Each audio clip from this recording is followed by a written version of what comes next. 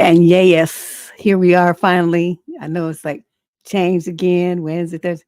But I have to tell you guys something that I realized this week. The older I get, the more I'm going to be attending funerals for people that like I went to school with and, older relatives and stuff like that. That's why I had to cancel the show a couple of times this week. I just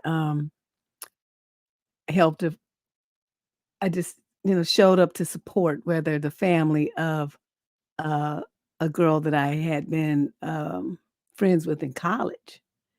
And so, it's like a little young, but she had breast cancer. And so, I especially encourage all African American women to go and get your mammograms, do your monthly breast check. And the second you find anything that is wrong, take your happy ass to the doctor. What I learned is that whatever, there's some strains that seem to be especially virulent in African American women, and the rate of fatality is high. So, you have to catch it like right away. And from what I learned from her sister, she didn't. So that's why, just as an explanation, because people be like, oh, she's so flaky. I'm having a feeling, since this has already happened a couple of times over the last few years, that this is my life now, and at some point, I guess it'll be me. But, these are women that are only in their 50s, and some of them are, like younger in their late 40s. And so I'm like, I don't quite know what to do with it, but I did show up. And then when I got back, I thought I'd do the show last night, but I couldn't get myself together, and I went to bed real early and just felt, sorry for her family and stuff. And then I woke up today and said, okay, well, today is the day. So here we are. We're going to do this show. So all the people who are expecting their questions be answered on Wednesday, and then on Thursday, and then on Friday, here you go. So as I always say, if you wrote in a question, please take care to look in the chat stream for their comments and, suggestions and ideas and thoughts about whatever your issue is, because, they may have come up with something I didn't really think about.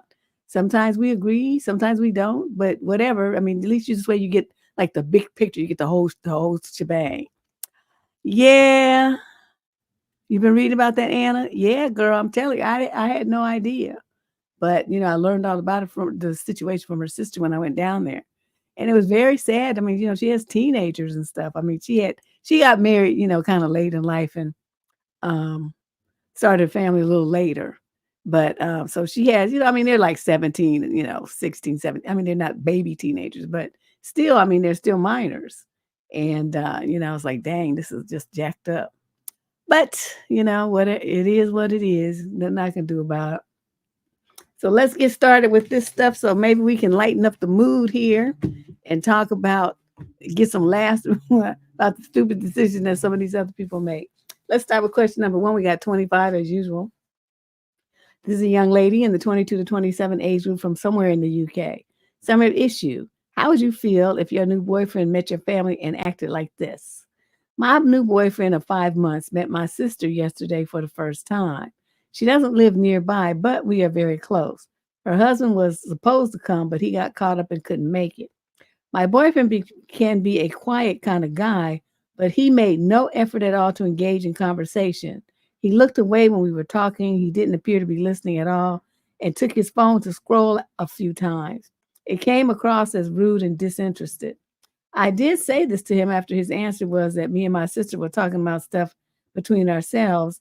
Like I asked her how the kids were, what her plans for the rest of the weekend were, etc. These weren't private things. It made me feel quite odd, and I know for a fact that he sure did not come across well to my sister. How would you feel in this instance? And how would you have handled things, Deb? Um, One thing I know about you people in the 22 to 27 age group, y'all are poor conversationalists. You text everything. You don't even pick up the phone and call each other. So the fact that he has poor conversational skills and you only have conversational skills with your blood sister is no shock to me. I'm not going to fault him for this.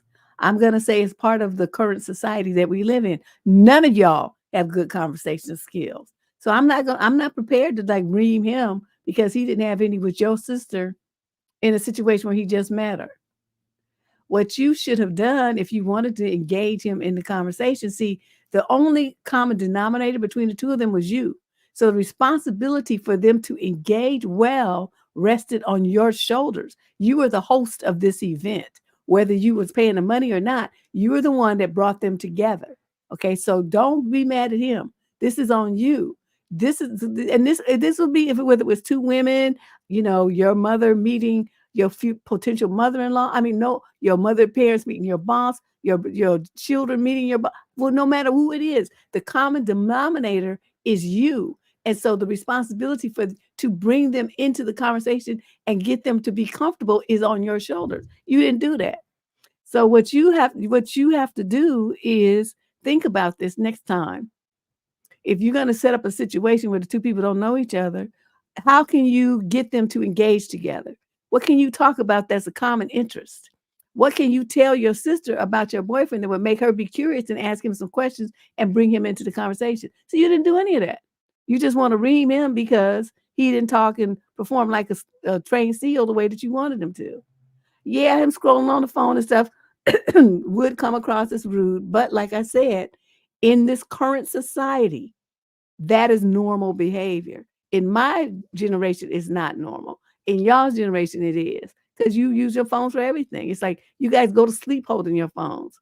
You wake up holding your phone. The phone is next to the shower when you're getting washed in the morning. Y'all don't do nothing without your phones. And so he was on his phone. What you want me to do? Well, I don't know. I don't know. Maybe they don't know how to play pool. I had a date like that. The guy's like, "Oh, let's go play pool." I'm like, "Why?" I don't know nothing about that. And so he called himself trying to teach me. I guess it was all right, but it's just not my thing. It's just not my thing. So this comes up repeatedly, and I caution you or advise or whatever, suggest that you young people think about this before you start bringing folks together. You're the glue. So figure out what you're going to do to make everything stick. Okay. It's not their responsibility to figure it out on their own. It's yours. Otherwise, don't, just go meet your sister by yourself and leave them at home. Yeah, texting, man. And then the kids, the youngsters, they even talk in text language. Like she used to drive me crazy, my daughter. Okay, so I say something that's funny, right? And she, instead of laughing, she would say lol.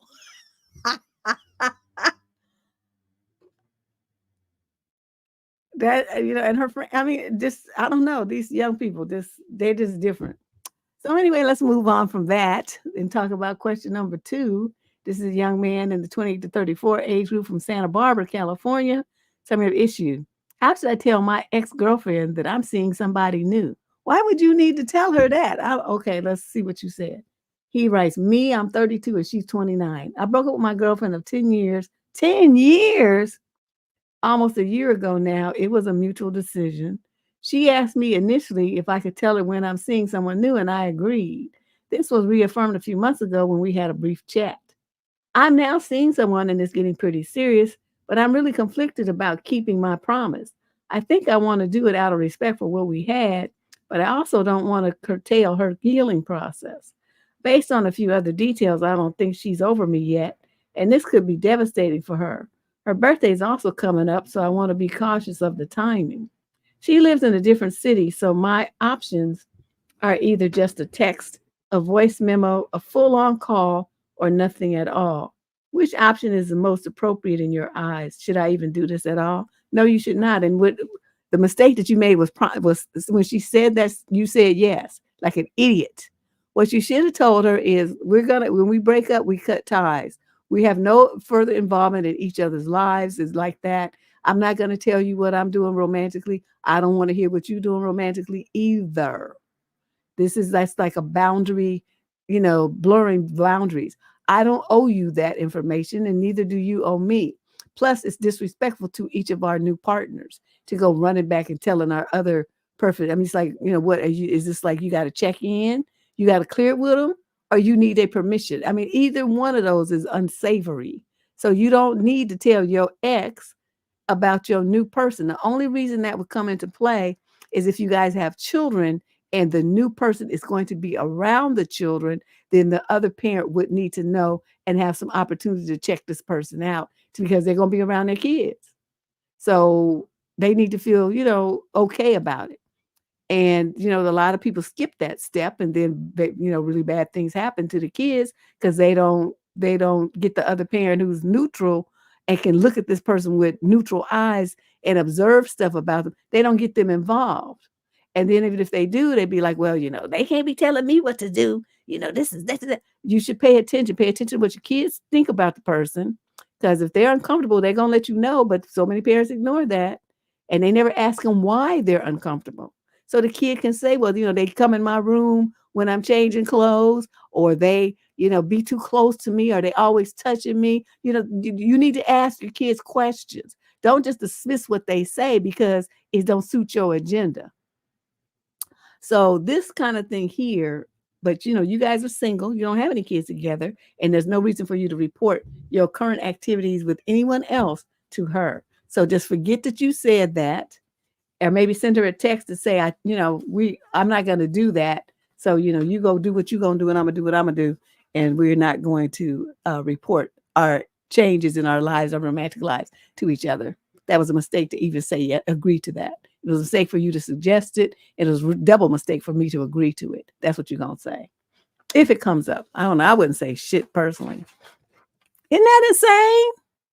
I just never heard of no stuff like that. I don't care. My exes, I'm like, I don't care what you do. You could go date a shark for all I care. I mean, just be out there, just swimming with the dolphins, jumping with the whales. I don't care. Go play with a polar bear. Whatever you want to do, that's on you. I don't care. It's not, I'm going to feel sorry for the person who comes after me because they have to deal with your dumb ass. But other than that, I just don't care. I don't care. Don't call me. Don't tell me nothing. If I see you out on the street, I'm pretend I don't know you. And there you go. That's how we're going to do this. Question number 3. This is a female in the 22 to 27 age group from London. Summary issue. My boyfriend's best friend's now wife chose the colors that I wanted for my wedding after I told him. Well, what you do that for? Big mouth. See, there you go. Can I still use these colors? I don't know why I know it's just pronounced colors, but the way they put that U in there it just inspires me to say colors. Okay.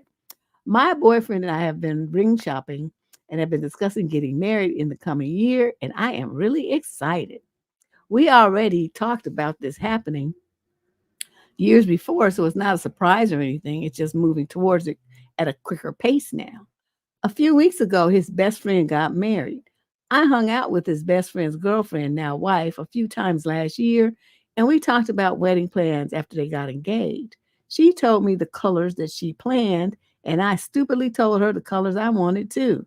It felt like a safe space. She's nice and was determined about her much different color scheme. She never told me she changed her mind, and at the wedding, I saw that she chose bridesmaids' dresses in the exact fabric and color that I wanted. I was a bit put off. but it's my boyfriend's best friend and it was a beautiful wedding. So I didn't think much of it that day. Now, though, with ring shopping happening, my wedding is coming and I want to do the colors that I have wanted since I was a little girl. It is literally, oh boy, my favorite color and my boyfriend's. Our house is full of it, so it wouldn't be a surprise to anyone who's been to our place. I don't want to seem like I'm copying her, though. She's the first in our friend group to get married, so it feels wrong to do it, even though it was literally my choice first. Plus, she will be there, and my boyfriend's best friend will be the best man, as my boyfriend was for him. I don't know how to navigate this. Do you have any suggestions? Yeah, get the fuck over it. Let me tell you what. Do you know how many millions of brides around the world use those same colors? Are you gonna be competing with each one of them too? I know the heifer was, she was there was some heifer shit that she pulled, but what can you do about it? Nothing. So if this is your dream that you've had since you were a little girl, your house is full of these colors, it's your favorite color and it's your boyfriend's favorite color too, then what you can start doing is posting that on, prior to the wedding, start posting that on social media. Like, our favorite colors, hashtag our favorite colors, and show stuff in your house with those colors, right? And then when you break out with those colors in your wedding, nobody will be surprised. If it comes up at the wedding, say, yeah, I think she was inspired by my color choice, and so she switched her colors to that. And just let the cat out the bag. I don't know why you're trying to protect her so much. I would tell everybody, "It's a copycat bitch. They don't have an original thought in her head, so she's gonna be stealing other people's stuff." But my thing is like I don't know. I just wouldn't care. I would do what I wanted to do, and I wouldn't be worried about all these other people and their opinions, like you are. I mean, like I said, I could see you being irritated. That was an annoying thing that she did. But like I said, she's not the only bride in the world that's chosen those colors. So you can't really get upset about it, or you're gonna be mad at, thousands and thousands of other women. So just get over it and just do what you want to do and just take your little pictures and be happy. Yeah, I mean, it is an eye roll thing. But like my oldest brother was married right to this chick, when he was younger. And her older sister her older sister had a name for a daughter that she'd always wanted, right? Why she gonna go? She had the baby, but my brother and they got married and had a baby. She named the baby the name that her sister had always wanted. Same shit. But luckily the sister just ignored it and she went on and named her daughter the name too. So they have two of the same name, pretty close in age in the family. But I told my brother that she was trifling. I don't know why he married her. And then she did that to her own sister. This is the same chick who I said told me that she was running interference and telling lies on the brother's fiance, who's just because she was white. She didn't want him to marry the white girl. And I'm like, if he's been with the white girl and he's happy with the white girl, how is that anything hurting you? But she was going through all kind of changes to try to break them up. And when she told me the stuff that she was doing, she was laughing about it, right? I told my brothers, like, I don't know what about you, like what you like about this chick, but she is trash. You should not marry her. He didn't listen. And they stayed married a few years and then they got a divorce. The woman he'd been with now, he'd been with for like 20 years. That's who he should have married. Idiot. But yeah, you know what I mean? People's character. If they have shaky character, it's going to come out in a whole bunch of different ways.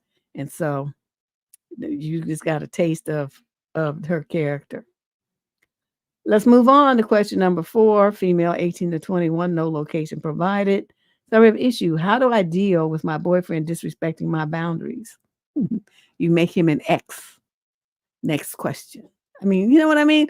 I could probably do 60 questions a night if I just read the summary and just gave an answer. But they always have all this explanation. They want to explore their feelings and tell me the backstory and the he said, she said, he said, she said, and then. So, but really the issue is summed up in the part that says summary of issue, and then there's the answer. I could just think of how many questions I could answer every night. But let's see what she's got to say. My boyfriend and I have been together for more than 3 years. See, they always talk about how long they've been together. I'm telling you, we have been long distance for the first year. I can't tell if I'm crazy or just getting tired of the long distance because we can't have much quality time or date nights, or if he is really just losing respect for me. I have recently had to set some boundaries and tried to make them as clear as possible. He then disrespected these boundaries and lied about it. Therefore, I restated my boundaries and hoped for the best. Okay. But then a few days ago, he asked me if he could do something that would cross these boundaries. I told him I told him that it would make me very uncomfortable, yet he still did it. How do I navigate this, or should I end things? Girl, you should have ended things when, okay, you said, okay, wait, where's, I set some boundaries and made them clear, and then he disrespected these boundaries and lied about it. That was the point at which you should have put his ass in the wind. But you didn't. You hung on, you just being a Klingon. And, I restated my boundaries and hoped for the best. You think that's going to win points with me? All that does is let me know. I mean, I know you're young, you in the 18 to 21 age group. This is probably only your first, maybe second relationship. So you don't really know how to handle these things. And that's the only reason I'm cutting you any slack at all. Otherwise, I would be like just going in on you. But let me explain something to you, Miss 18 to 21. If you put up a boundary, okay, a boundary is definitive. You put up a boundary and you tell your partner, this is the boundary and these are the repercussions if you cross this boundary, okay? So then your partner just looks at you and goes and intentionally crosses the boundary. Do you understand what that means? That means they wanted you to enact the repercussions versus just breaking up with you. They wanted to do it in a way that would make you sick of them and to see if you would accept the disrespect. Since you accepted the disrespect, he upped the ante and did it again.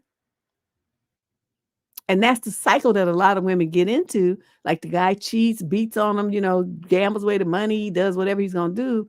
And then they're like, oh, well, I'll forgive you this time, but, don't do it again or we're going to break up. And then the guy does it again and again and again and again. And she never leaves him. And he knows she ain't going nowhere. So he knows he can act a fool with impunity. That's a mistake that you made. So it's obvious that you should leave him. You should have left him the first time. That's what he wanted you to do. That's why he broke up with you. What you don't know at 18 to 21 is most dudes aren't gonna be man enough to break up with you. They're gonna act a fool so that you break up with them. I don't know why men like to dodge that responsibility.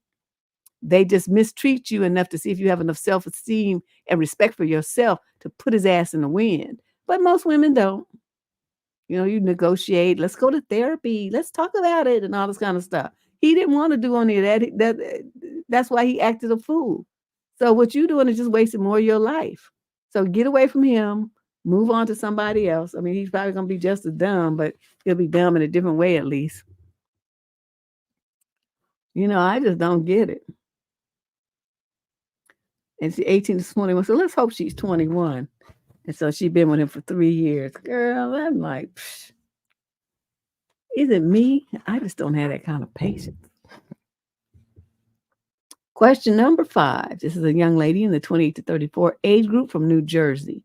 Summary of issue. My ex-friend thinks that I stole my fiance from her, and I'm not sure what to do. You don't do shit. Just tell the bitch, he didn't want your ass. Okay, get over it. That's all. That's the answer to this question. See, again. Oh, but she wrote like paragraphs. So let her explore her feelings. Okay. In college, my friend, quote, Angela, started sleeping with but not dating a guy named, quote, Daryl. She introduced me to him and he was very handsome. But I denied that to Angela because I knew that she liked him and I didn't think that it was important. Soon she wanted to date Daryl and he turned her down. Then she met a man named Ricky, and immediately got pregnant and then married Ricky when the baby was about 6 months old. Daryl and I had been in contact and I was still attracted to him. We would hang out but not sleep together. It took about a year of relationship building before we were together as a couple. In the meantime, Angela and Ricky had hit a rough patch, and she told me that she had messaged Daryl because she, quote, wanted him back. Okay, but he turned her down, so that means they never really was together in the first place. They were just getting some nook. Okay, so she's confused. All right. I played it cool, not telling her we were kind of together. Angela moved to a different state and we weren't in danger of running into her, and it really didn't seem important. She and Ricky had another baby, and then we stopped talking. So they hit a rough patch, and then she had another baby. Well, that's interesting. I just wasn't interested anymore and couldn't ever shake the feeling that she would pursue Daryl if given the chance. Whenever Daryl would say anything about having some difficulties in life, she would always be the first to respond that she's there for him and to message her. Well, fast forward about 7 years from the time we met, Daryl proposed, and I said, of course. Fearing Angela's reaction, I deleted all of my social media accounts. She lost it. She called me screaming. She has posted screenshots of old messages between us on social media. She has called my employer freaking out. Oh, okay. She crossed the line on that one. I don't know what to do. She keeps telling people I stole her soulmate, but he wanted me. He didn't want her. She married another man who I actually think is a very nice guy. What do I do here? You go to get you an attorney and you file a restraining order with a cease and desist clause where she is not to mention you on social media at any time or something. No screenshots, no nothing, no harassment, no what's the word I'm looking for? Where's Diana Prince? My mind went blank. Maligning you, nothing. She's not to mention you at all. She's not to mention your fiance. She's to go in her corner and get over it. That's what you need to do. You have to come down really hard on her, and because you're running scared like you doing, hiding your posts and stuff like that. No, you're supposed to put that on Front Street, a picture of him proposing. You're supposed to put that up on every social media thing, and then do at Angela to make sure she sees it. That's what you should have done. Been a bitch. But no, you ran scared because you a coward. And so she gonna keep she up to ante because she sees that you're the scary type. You don't like to confront people. This kind of woman, you have to put the smash on her. And the way that you're behaving right now, she's gonna harass you until you're a grandmother because you're not standing up for yourself. Girl, you better get your shit together. Get it together. Like I said, consult with an attorney first and let them, take screenshots of all the stuff on social media and say, I want to file a restraining order on this woman. She's trying to ruin my reputation by accusing me of things that are not true. And, tell the story about the relationship. And your dude, what's his name? Daryl can chime in too. I didn't want that bitch. I just fucked her. And then I moved on to somebody that I did want to marry. It wasn't her. And that's the part that she can't stand because she feels like you won and she lost because she's with some dude who don't really want her, stuck with 2 kids. That's what she's mad about. And you know me, y'all. You know me. Oh my God. I would be on social media clowning. Like, oh yes, you dried up bitch. You just sitting up there now with an ex-husband and 2 kids by that man that you didn't want, and you mad because this is the one that got away. He even when you was schooling him, he didn't want you. That's why you only had a just sleeping with him relationship. He was never your boyfriend. He was mine though. And now I'm his fiance, and I'm pretty soon I'm gonna be his wife. And you just over there green with envy. You can't stand it that I'm better than you. I look better, I screw better, and I have a better husband. And you can't stand it. I would just rub it in. Oh my God, I would just be so evil. I would hurt every feeling that she ever had just because of the way that she came at me. But I would still hit her with my attorney. You know what I mean? Because I'm just evil like that. I want her feelings to be hurt. I want her to sit there and look at her 2 kids and her wrecked marriage and just think about her life choices. That's what I would do. Clown. Question number 6. This is a female in the 20 to 34 age group. Where's she? Okay, there's no location here. The male's 20 to 34 as well. Summary of issue. No invitation was given for my boyfriend. My friend recently got engaged. Okay, this looks like a long letter. We met and have been friends since college. We stayed in contact and saw each other 2 to 3 times a year, but we haven't really seen each other for the past few years. We do stay in contact, though, through social media, but we don't text or call each other. Okay, I mean, how many times do you have to say that? My boyfriend and I have been dating now for over 2 years. We moved in. Okay, nobody cares. After 8 months of dating, he took me on a destination wedding in the Caribbean with a friend of his that I had never met. Having me as a plus one was no question for him even then. We spent a week living the island life after the wedding, and he paid for all of our expenses During this trip, we have attended 3 weddings together so far. All of his friends who have specifically named me as his plus one on the invitations. We will most likely be getting engaged in the next few months. My friend said that due to budgeting and venue size, only some folks are getting plus ones, to which I highly empathize. I love to go and support her. She hasn't met most of my friends from college, as we live in different cities around the country. This would be a great way for him to meet them in one place. But I understand that that's not the point of this wedding. I can definitely offer to pay for his expenses so that he can attend, but can't do much if the size of the venue cannot accommodate him. Am I being a bad friend by considering not going to the wedding since he wasn't invited? I've always thought that we would all go to each other's weddings when that time came because we were so close. I'm conflicted. No, you're going to say no, thank you. The reason you're going to say no, thank you is because if she wants to just have people with plus ones, and that would mean that she limited her guests to married couples or guest list to married couples. That's how you do that kind of thing. If it comes up, you say, well, I have a very limited budget and the venue is small. So I only invited married couples so that everybody could have a plus one. But, I can't do all that for my single friends. I can't afford it. That's how you get out of that gracefully. And everybody understands where you're coming from. But really, well, she shouldn't even have sent you an invitation. She could have sent you an announcement after the wedding was over. That's what I did with a whole bunch of folks because I wasn't trying to feed them niggas. I was like, get out of here. You don't do nothing for nobody. You just want to come somewhere and eat up some free food and drink some free liquor. Get out of here. You're not coming. So they got an announcement. Some of them were kind enough to send wedding presents afterwards, but that wasn't a part. We weren't looking for that. Some of them did though. But yeah, they got an announcement. You don't have to invite everybody to your wedding. And as far as him meeting your college friends, when y'all get married, he can do that. Okay. It's something that should be on the agenda for other people's weddings. That's inappropriate. Question number 7. This is a female in the 18 to 21 age group. She's African American from Dublin, California.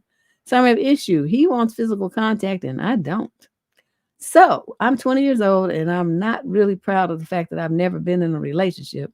More than a month now, I've been talking online with a guy that studies in my college. I liked him while talking about this fact that I've never dated. He said, well, do you want me to be your boyfriend? The problem is he's always talked about his nook desires uncontrollably, even before this.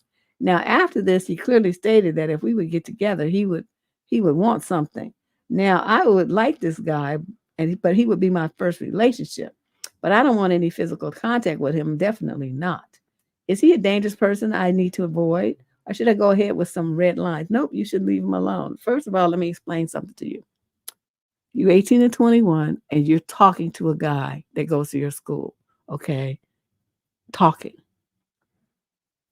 And the best way he can think to approach you is to start talking about his dick and talking about, nasty things to you. And you continue to talk to him. This is the thing about you young girls that drives me crazy. You don't even understand when you're being disrespected and treated like a hoe. Okay, some dude that you ain't with. I mean, even when I was engaged and married, in a serious relationship, I'm telling you, because like I said, he proposed 3 times. He was serious about me. He still didn't talk to me like that.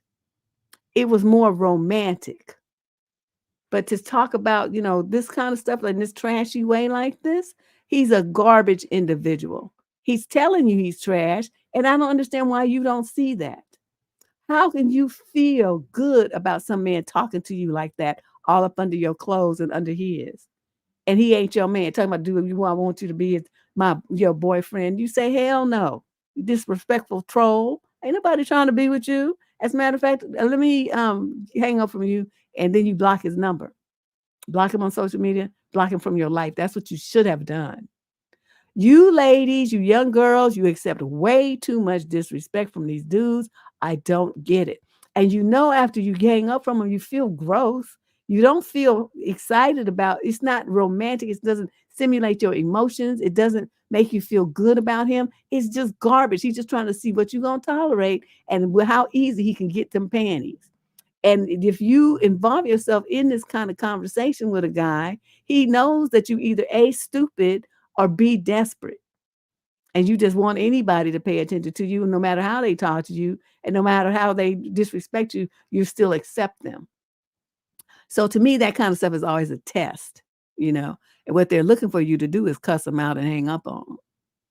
But you guys don't do that. Well, he said it, and we were talking, and I don't know what I should do, and if I should still talk to him. Oh, should I go out with him? This and that. No, you should leave him and put him in the wind, because he was evidently raised very poorly, and he has no respect for young ladies.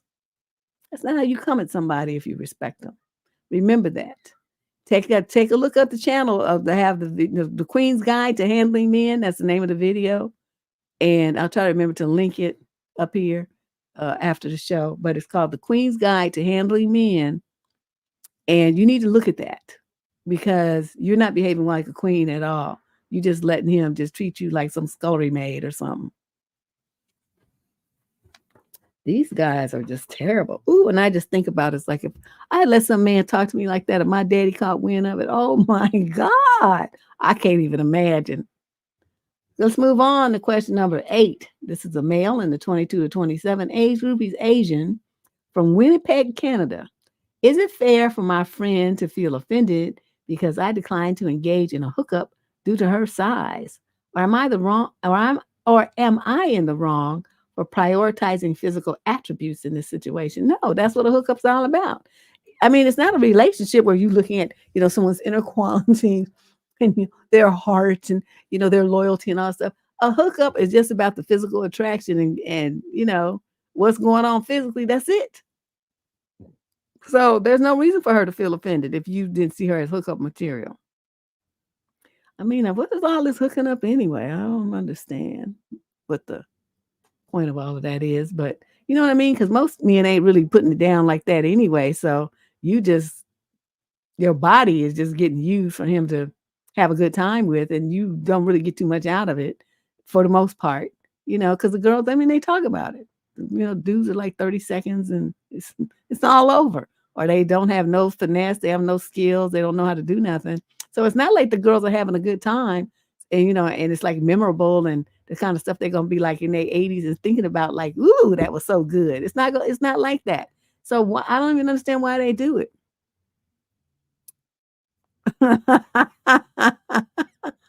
Yeah, Maggie, just wait. Just wait. It's really, people be like, oh, I'm still a V, and they act like they're so ashamed of it and stuff. I'm like, unless the man has some skills and you really have some affection for him, just sleeping with him just to get rid of your Venus is a mistake. It's not it's gonna mess you up. So I never recommend that for young ladies. You should at least care about the dude, like the dude, and it should be mutual. Nobody's saying you got to be madly in love and all that kind of stuff, but there should be some demonstration of mutual respect and admiration, and liking at least should be there. Yeah, I mean, I'm telling you, because they seriously don't be hitting on nothing and thinking that just they laying serious pipe and just be like, you just get done and you be like, okay, what was that? What just happened? That was a waste of my sheets. But yeah.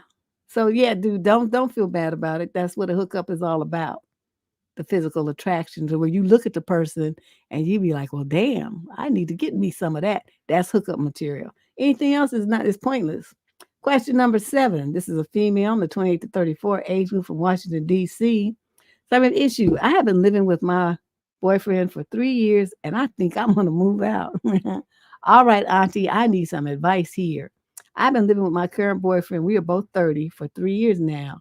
I'm starting to feel like I'm doing all the heavy lifting in this relationship. As of the last few months, it seems as though he stopped trying. We don't go on cute little dates anymore. He never cleans up after himself, and we bicker about stuff all the time. When I stopped cleaning for a week because I work odd hours and I'm going to school to get my doctorate, the house gets dirty and he asked me to help him clean it up. But as it turns out, I'm the only one who cleans. I used to go on drives to clear my mind, and I was not allowed to do that anymore because for him, it feels like I don't want to be at home. You don't. Okay, this is interesting. He does play video games all day long. I'm starting to feel unappreciated and sad, honestly. I don't know how to tell him that I need my own space without him freaking out and wanting to break up with me.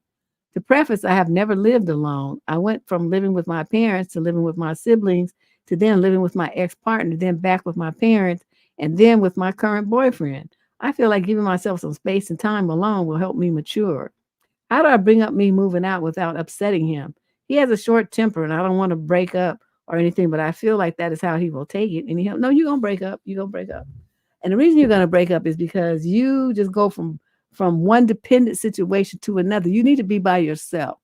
You part of the maturity process is not being in a relationship to get the time to see who you are as a person, as a woman. And that requires alone time and introspection. You can't do that really well when you're in a relationship. That's something that you should have taken care of, between boyfriends. Maybe you couldn't do it because you then went from the boyfriend's house back to your parents' house. I don't know what the environment was there. You didn't really say too much about that, but I think you need to live alone. At the most, maybe get a female roommate because rents are high. I'm not gonna lie, rents are high. So maybe have a female roommate and you guys have a share 2-bedroom. But the fact that what I want you to do is get yourself situated and then get everything arranged so you plan to move out. And then while he's at work or wherever he did go to play video games or whatever he's going to do, you pack up only your stuff and then you move out. And then you leave him a note and tell him, I can't do this anymore. I need to live. I need to be by myself. The classic line is, I need to find myself. But I mean, it's kind of true. And then just, go on from there. Yeah, he's going to, try to blow up your phone and he's going to try to figure out where you are and all sorts of stuff here.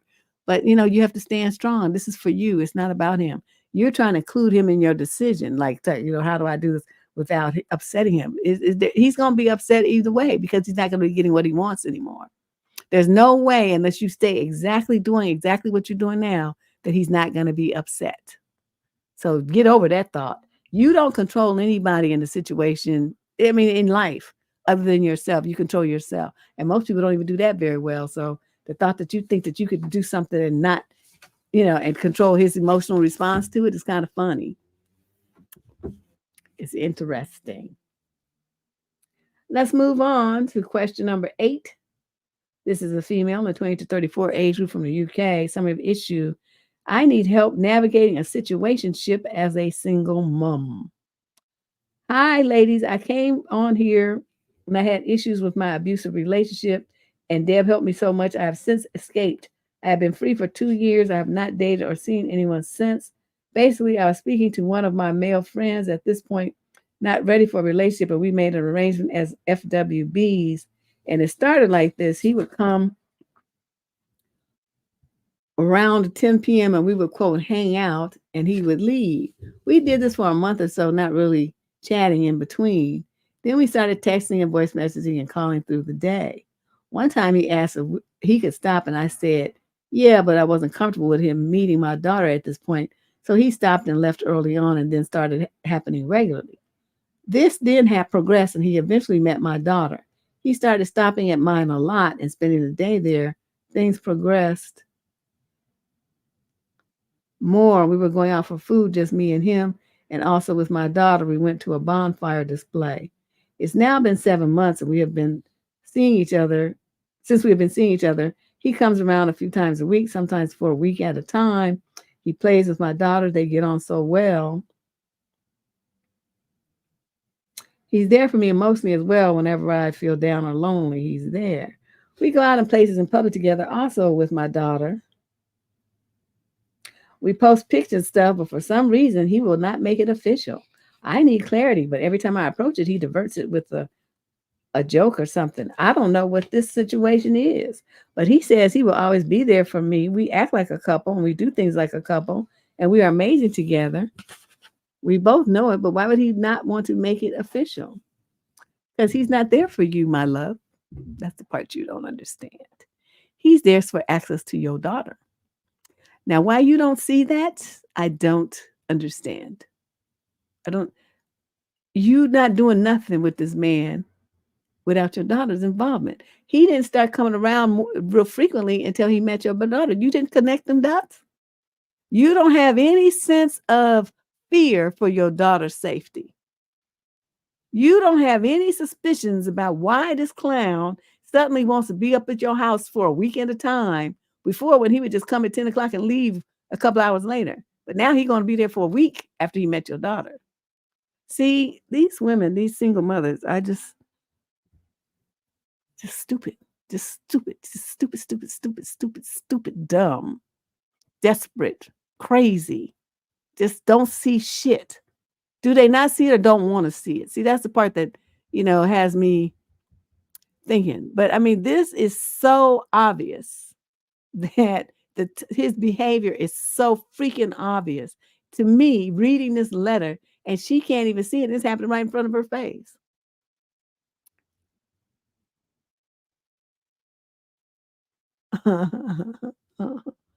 Oh, this poor lady. Okay, I'm gonna tell you this.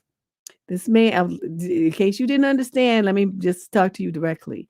This man that you have brought into your home over your child is not there for you. He is there to do whatever he's doing to your little girl.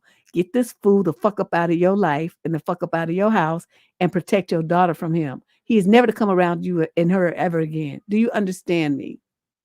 This is as sus as hell. And I just don't understand why you can't see this. Don't you? The timing of his behavior is just, it's just all just so blunt and so just up on Front Street and so obvious to me. Get him out of your house and out of your life. He's never to come back there again. Keep him away from your kid. And in the future, don't be having me and coming into your house like that. Nobody came in my house. Dudes couldn't, I mean, if they came to my house, my daughter was safely ensconced at my auntie's or my mother's house. These motherfuckers not having no access to my kids. Are you kidding me? They didn't even see her. The most they would see, I have pictures on family pictures on the wall and stuff. Oh, is that your daughter? Yeah. And that's it. And I told y'all about the dude that I met at the Black Chamber of Commerce meeting that time. And we were talking on the phone, right? And he heard my daughter in the background, because she was about 7 or I guess she was about 8 or 9 at that point. And he heard her, skipping around. You know how kids do, they're playing and screaming and whatever, just making kid noises. And until before that, his conversation was like, yeah, in this kind of voice. As soon as he heard her, his voice perked up, his voice changed. And he got like all excited. It's like animated. And like, oh, like, you have a child? I said, yeah. Now, at first I was like, I'm not going to deny it. I mean, she's right there. And he's like, oh, you have a child? I said, yeah. Oh, how is it a boy or a girl?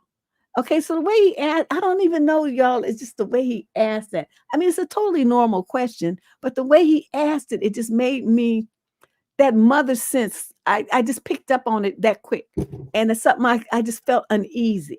And so I cautiously said, it's a girl. Like I said it like that, I remember, because my words were measured. And then he got even more excited. And then he told me, this is a man I just met that morning at a breakfast. Okay. Never been out with him. Don't know him from a hole in the ground. Okay, I just want you to understand. Met him that morning at a business meeting. And he says to me, these are his exact words. Well, if you ever need a babysitter and you have to go somewhere, I'll babysit her. I'm not even going to tell y'all the cussing out that he got from me. And I told him, if I see your ass at the meetings again, I'm going to tell everybody what a fucking pervert you are, and I'm going to destroy your reputation. Don't you think I'm not stupid? I know what you're trying to do. And no, you're not going to do it. I'm hanging up here. We're not going to, don't let me see you at the meeting again. And I went every month too, for months rather, to see if I saw. He never showed back up because he was scared. Because, I was like, I will blast your ass all over social media. I'm just telling you, I just felt it, just the way he asked it, the way he asked the question. Most people be like, oh, is it a little boy or a little girl? This more casual. His energy was weird. I can't even really explain it, y'all, but I picked up on it immediately, and I knew that something was wrong, and that if I let this man into my life, my daughter was going to be in danger. And I just immediately picked up on it. And so, yeah, he got smooth cussed out, Oakland style, on that move. But yeah, So, I just had already had that policy. If I'm a date, nobody, they're not going to be in my house with my kid there. It's not going to happen. And I adhered to that too until she got way older. And then, I know she got a cell phone. She know how to call the police. She know how to fight because we taught her, me and Joy taught her. She knows how to, reach in the knife drawer, stab a motherfucker, all this kind of stuff. When she could protect herself, then I would let men come over. But until then, but most of the time she wouldn't be there anyway because she'd go to her friends' houses and stuff. She wouldn't be bothered with me.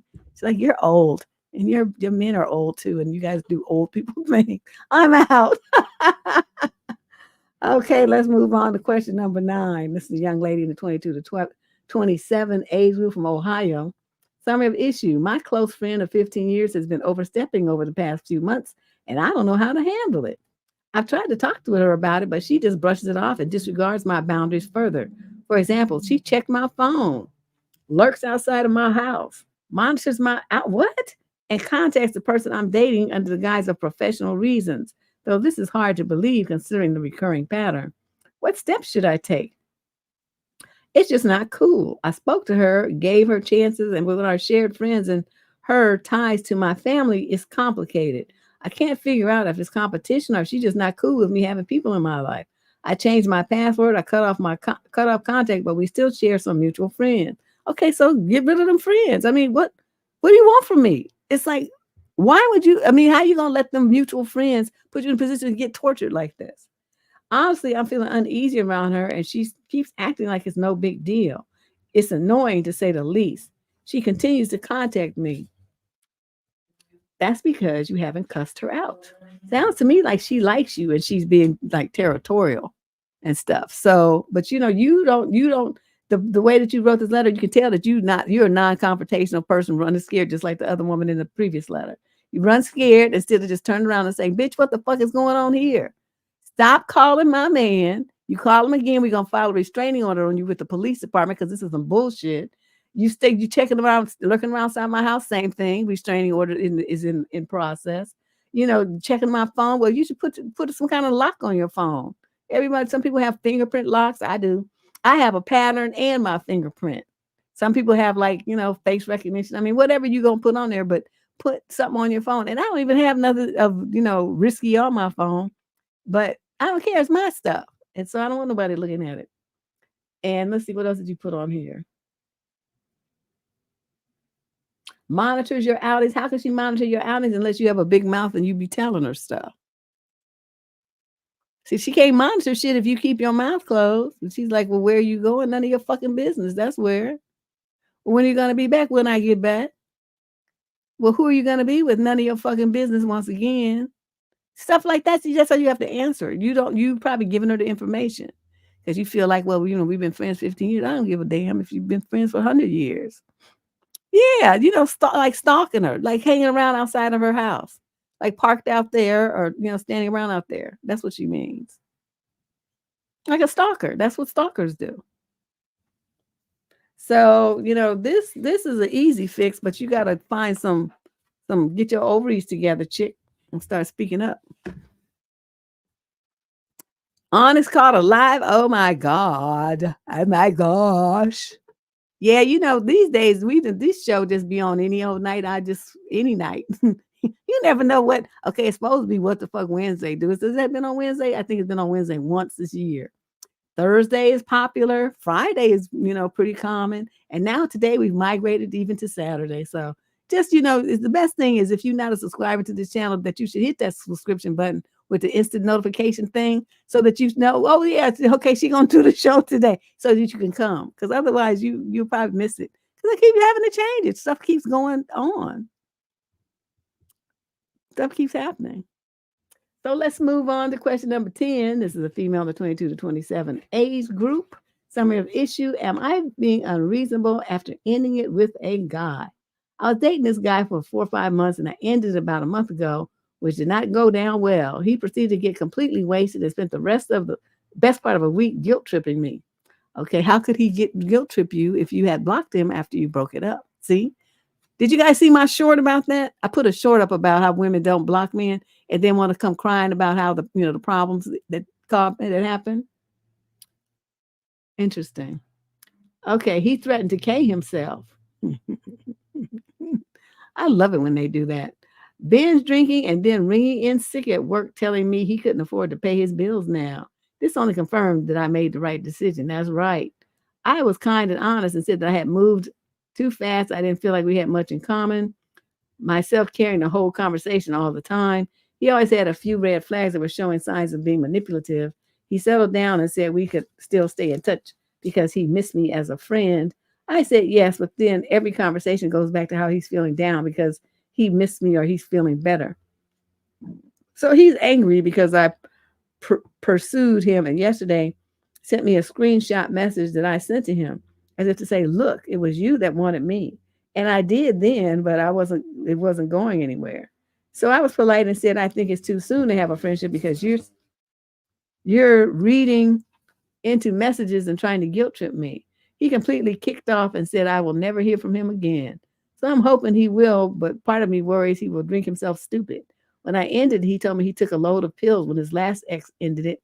So this guy's way too nice, which seemed decent at the beginning, but now I'm starting to see more to it. I came out of a very toxic relationship. Guy was very mostly abusive to me, and I'm trying to end it in a way I'm respectful, but I feel like he is emotionally manipulating me too. What should I do to be supportive to him or just cut contact? Stop worrying about his fucking feelings and being supportive to his trifling ass. That's where you're making your mistake. Worry about yourself. Okay. You dealt with one fool and then you went and got in a relationship with another one. So you need to take a break, get you some therapy, and see what it is that makes you so attracted to men who are stupid. This doesn't make no damn sense.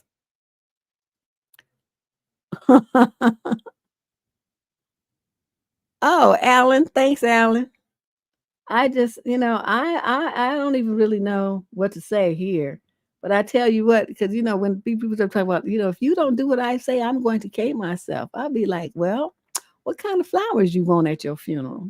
I'll be there sitting front and center and crying big old crocodile tears and pretending like I care that you're not here anymore. Notice I said pretending like I care. Say, when it happens and you start, drifting off and the end is near, just be sure to go to the light. Go to the light. Don't dawdle. Go to the light and just make it happen. And then we'll see you on the other side at some point.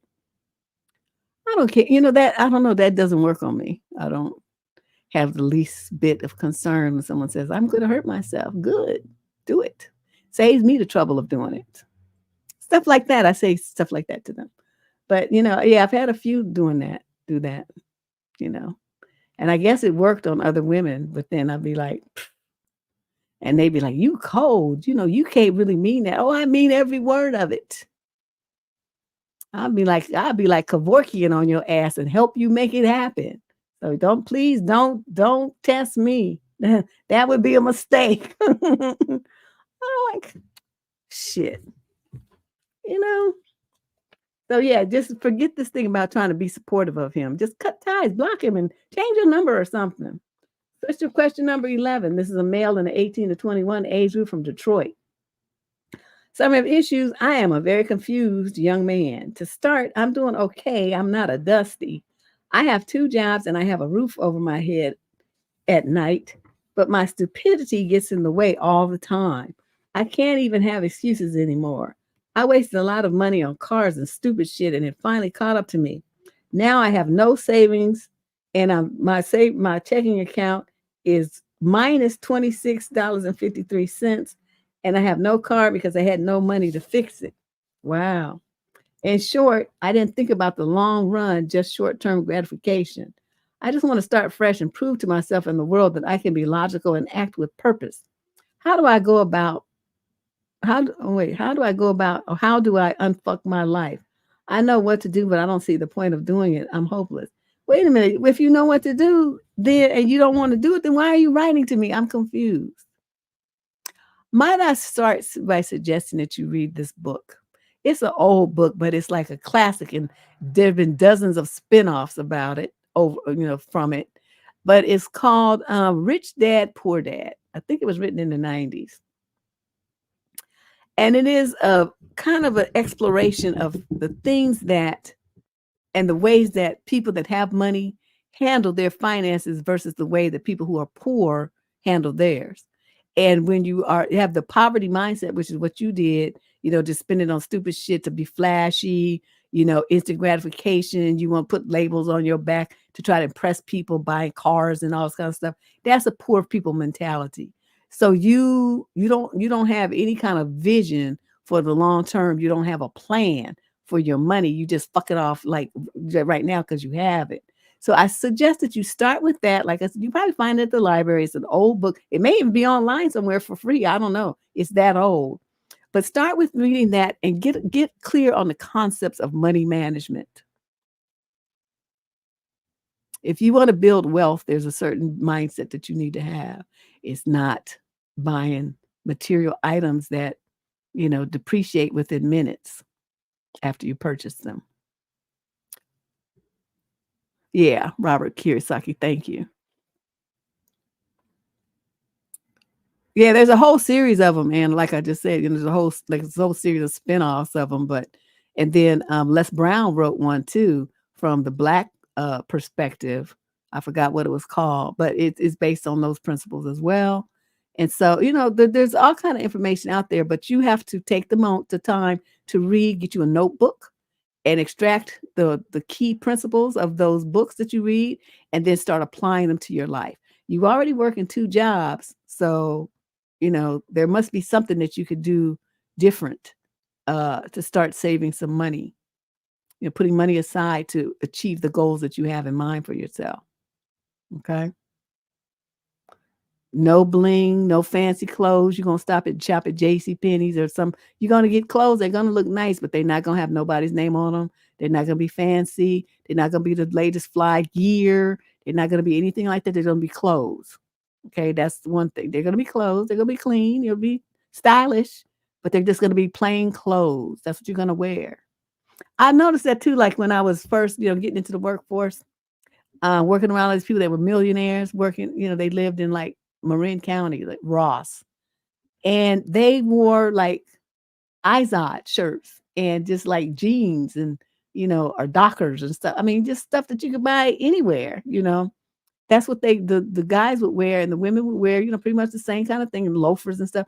Now their low shoes and earrings and glasses and stuff might be expensive, and the cars might be like, Jeeps, Range Rovers and stuff like that, but they weren't fancy cars. They were functional cars because they were toting around their kids, groceries, whatever else they did as, the mommies, the basketball and soccer moms kind of thing. So their lives were functional, but these people manage their money by not being flashy and overspending. I noticed that about them. Whereas in the hood, everybody wore their wealth on their back. They had to have the latest, drive the fanciest, have the newest phone, all this kind of stuff to try to impress people with what they had when they don't really have shit. It's like you should be having that money in the bank or saving it for your kids' education or doing something sensible with it. So it's a different mentality, and you need to think about that because that's the one that you have, the hood mentality about your money. So read that book and any others that you maybe recommended. Check it out on Amazon and see what the recommendations are, because how they show you may also be interested in kind of thing, and see what books they recommend in line with Rich Dad Poor Dad. Yeah, girl, I noticed that. I was like, this is kind of interesting. And I was like a little teenager. And I was like, interesting. Let's move on to question number 12. We got 25 questions tonight.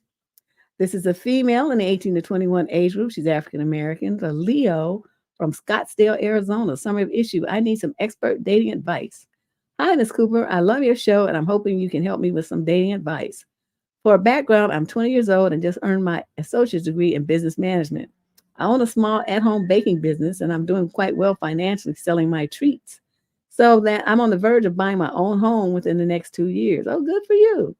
I am so blessed. I come from an awesome family and have 4 other siblings. When I turned 18, my parents were very generous and gifted me with a sterilization surgery, a mini laparoscopy. As I explained to my parents at that age, I never had the desire to be a mother under any circumstances, and they were very wonderful with respecting my decision and my autonomy. They didn't try to talk me out of it. They didn't try to change my mind, and they did not dismiss or shame me. When I asked for the surgery, they didn't even blink. Okay, you kind of being like repetitive here. They asked if I was sure. I said yes. They made it happen. So okay. I know that women decided not to have children is met with much resistance in every part of the world. So I'm thankful for their support. Girl, you done wrote 2 paragraphs saying the same thing. Okay, this should have been edited. Okay, nobody cares what your reasons are. Let's just go back to the topic. So, this is my question. I have a loyal customer who buys from me on a monthly basis, and her son is showing some romantic interest in me. I am attracted to him as well, but I'm very cautious. I'm not sure how to let men know or at what point I should disclose that I am child free. I thought about asking my friends and sisters, but decided against it since their own love lives are a mess. Listen to your show. I know that you say women talk too much about to their own detriment, so I want to navigate this in the right way to avoid any messiness. Should I be upfront as to not waste a man's time, or should I wait until I know the relationship is going somewhere to let them know that there will be no children with me? I want a child-free life with a partner with just the two of us. I know that might be difficult to impossible to find, but I'm hopeful. The input would be great, and I would be listening on the live. Thank you again. Oh no, that's the easy one.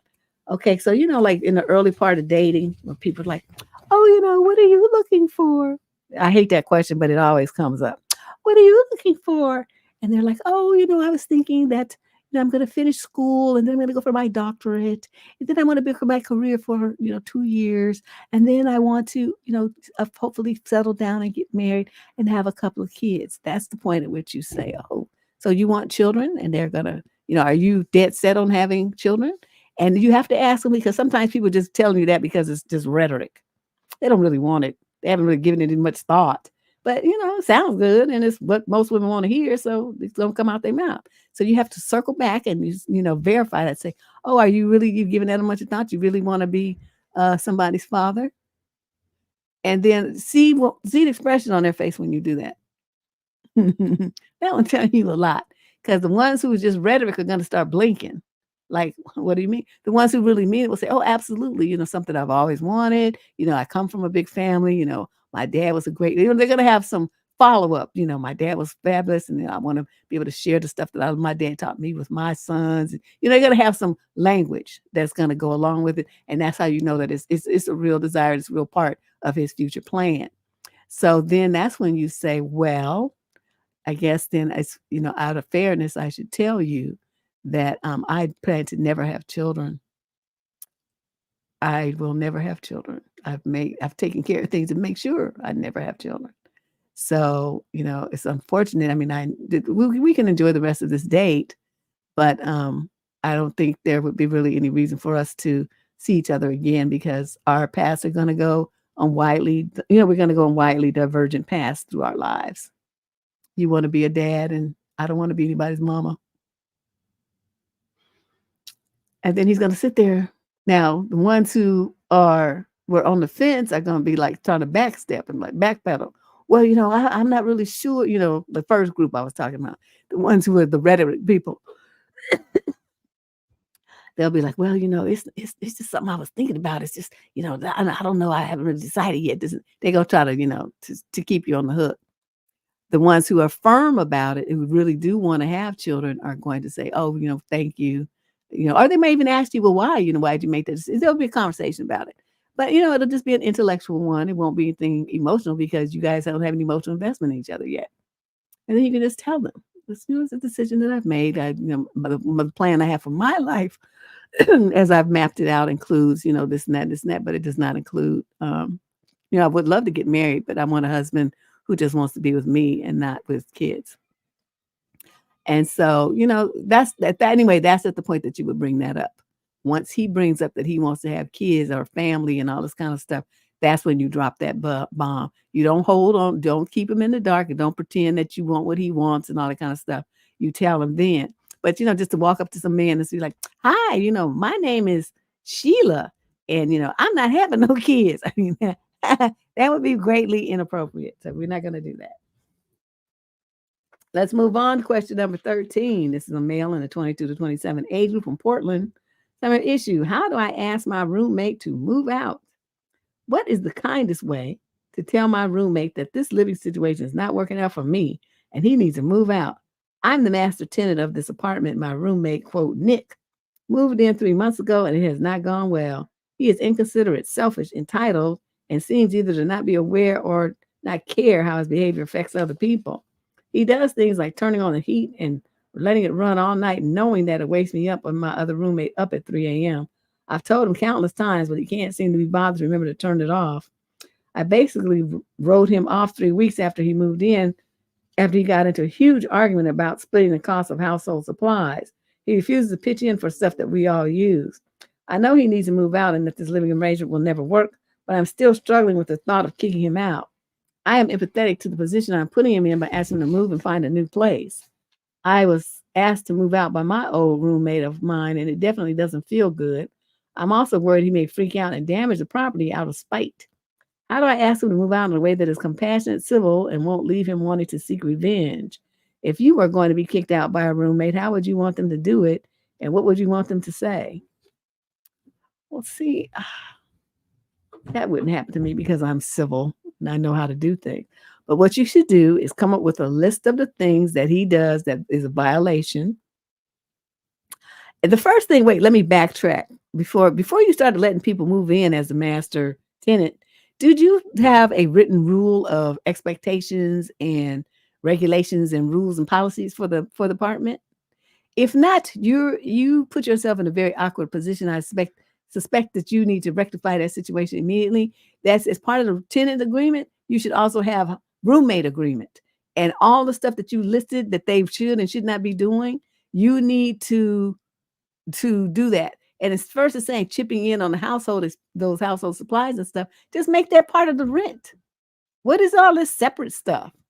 Just add $25 a month or whatever to the total parts of the rent, and then say it's for cleaning supplies, and the other roommate and you should do the same thing. I don't know, $30, $20, 20, whatever it is, $15, whatever you're gonna do it. Just add it to the cost of the rent so that you get the money without a whole bunch of extra back and forth. This doesn't make any sense. But okay, so just say that you did have a written agreement and he's violating the written agreement. Well, then that's when you attach the written agreement to an eviction notice that you have formally filed with the county and tell him that he has so many days, whatever number of days your county allows to leave. Okay. But you discuss it with them first and say, if we've been struggling with this is not working out. We had all these rules and regulations. You agreed to apply, to abide by them, but you're not. And it's making a very uncomfortable situation for me as well as the other roommate. And so we want you out. You have to move out. You got 30 days. And here's your eviction notice and the notice of, what you've been doing that violates the roommate's agreement. And then that's it. Now, so, I would suggest then, take pictures of the property, make sure that the date is stamped on your camera of what it looks like. And then if there's any damages after that date that he's made, then you can go after him or the landlord. Either one of you can go after him in court for the cost of repairs. Because you would have, physical evidence of what the place looked like prior to him getting his eviction notice and what it looks like after. That's how you do that. So you don't worry about that part. And as part of him, seeking revenge, you don't control that either. It's part of the territory of being the master tenant. Same thing with being the landlord. So you can't worry about that. What you have to do is focus on the fact that you want his ass up out of there and do everything you can to make that happen as quickly as possible. Question number 14. This is a female in the 22 to 27 age group from Philadelphia. Summary of issue. I was being set up with my best friend's boyfriend's friend. Okay, wait. Best friend's boyfriend's friend. Okay. I was going to give him a chance, but ... Deb, essentially, I ghosted this guy because the first night we met, he was extremely handsy with me when I was clearly very drunk and uncomfortable. Now he's mad that I ghosted him and is insulting me. My friend was setting me up with her boyfriend's friend. We went to a club and we were all having a great time at first. I had a bad experience and told them all I wanted to leave and they ignored me. We start bouncing from club to club. I am very clearly drunk and very unhappy and annoyed. Okay, you don't know how to get your ass in an Uber or a cab or Lyft and go home? You don't know how to do that. You want other people to care about your safety and annoyance more than you do? You Gen Z nutcase people. Always putting responsibility for something that you do or you want, the changes that you want to see on somebody else. I just made a short about that shit too. The entire time this guy is feeling me up and grabbing my butt, and I keep trying to get him to stop touching me, but he doesn't. We finally go home hours later. This guy, the day after, texted me to set up a date. I was considering it because when we were at the first club, we had a great time all together. However, I canceled our plans and never rescheduled because the rest of the night gave me a massive ick. But he texted me this morning with large message calling me disrespectful and immature for ghosting him. I know ghosting usually is disrespectful and immature, but to be honest, I don't think I owed him any sort of explanation. And it was crazy to me that he was out here talking about disrespect. Am I wrong to think like this? No. What you wrong was that your ass didn't block him. Again, what the fuck is the problem with you girls not blocking these people? The second you're done with a dude, block him. You never do. What is this? I don't get it. You don't do it, and you leave this avenue open for them to continue to harass you. You act like you're scared to put somebody on block. They should be blocked on all your social media, on your phone, and on email all at the same time. This is driving me crazy. I don't understand the motivation for leaving the door open for these people to have a way to get to you and bother you. And every single one of you do the same dumb shit. You don't block these fools, and then you want to write me and complain, oh, they're calling me names and they're harassing me and they're yelling at me and sending me walls of text. He couldn't send you shit if you had done what I told you to do and block him. Just stupid. Don't handle yourself well at all. Yeah, he's trying to make her feel bad, but all she had to do was cuss his ass out. But I mean, if you're not the type to want to cuss somebody out, then you just block them. And then they could try to send you walls of text if they want to. It's not going to go anywhere. They could try to call you if they want to. It ain't going to happen.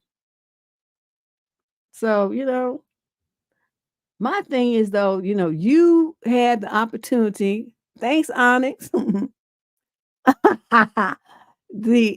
had the opportunity when he first got started with this stupid stuff to go on your cell phone, call Uber, and get yourself home. But you opted not to do that. So you ended up in a situation, putting yourself in a situation where you would stay drunk and was getting dragged around from place to place with some people that you didn't feel comfortable being with. And I don't understand why you did that.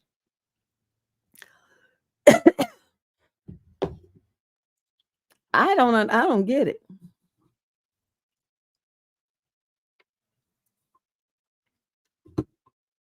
Please, he put his hands on me, I would have kicked him in his testes. Yeah, you right, because they be putting the mash on my videos for the language. So yes, we always appreciate tips for the cussing fund. Wow, this is unbelievable. Question number 15. This is a young lady in the 22 to 27 age group from Los Angeles, California. Summary of issue. My alleged friend keeps making jokes about my physical appearance. I'm a 24-year-old Asian female, and my soon-to-be hubby is a 29-year-old white male. His friend is a 34-year-old Asian male, keeps making jokes about how my face is asymmetrical, lopsided, lips, and flat nose to other people in front of me and soon-to-be hubby. He also keeps asking my soon-to-be hubby why he would marry me when there are other prettier girls. He is a genuinely nice person, but the jokes are very harsh sometimes. He's not nice. How do you figure that somebody who talks about you like this is nice? What is wrong? The fuck is wrong with you? I also have self-esteem problem. Okay, there it is. And him making jokes about me doesn't help at all. I keep telling him to stop, but he doesn't. I requested my soon-to-be hubby to defend me, but he said he doesn't want to get involved because it's between me and his friend, plus it's childish. How do I strengthen my self-esteem and confidence level? Well, the only way I can think of is that you would understand that this guy likes your boyfriend. You're the competition. He wants you out the picture. So I would give him what he wanted, because I'm not going to have no man who's going to have his friends attacking me and he says he's not going to get involved. Fuck you then. Okay.